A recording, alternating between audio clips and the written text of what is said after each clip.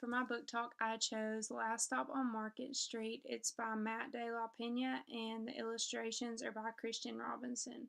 This is a fictional story about a little boy named CJ and his grandmother. CJ and his grandmother are leaving church and are headed to get on the bus, and this is kind of where CJ starts asking questions.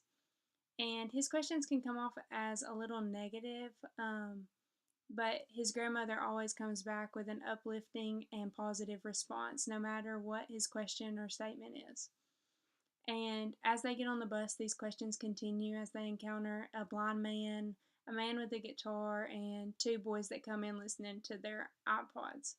And CJ starts to say that he wishes that he had an iPod to listen to, but his Nana points out that he has a man sitting with a guitar right across from him that he could listen to. And I think this is a turning point in the story where CJ starts to look at things a little differently. And so as they continue to ride the bus, CJ's thoughts change a little bit, but as they get off, the questions continue. And this happens throughout the story, and it's interesting to see where Nana and CJ are actually going and how CJ feels about this. And I really loved reading the story because I relate to it. Because usually on a daily basis, there is always the negatives to point out, the questions to ask, and sometimes you just need to take a step back and look at all of the positives and realize how grateful you should be. And in this story, the illustrations are well done. It almost looks like they are created with colored pencils, and I really like that effect of it. And you can see in the illustrations how diverse all the people are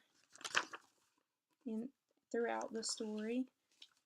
And with this book, you can use it in many areas of the classroom. I chose that it would be a great book to cover verbs for first or second grade students, and you would do this by reading the story and then rereading it and allowing the students to pick out verbs and point them out and tell the teacher what verbs they see throughout the story. And as they do this, the teacher can write them on a chart on the board and hang this chart up in the classroom.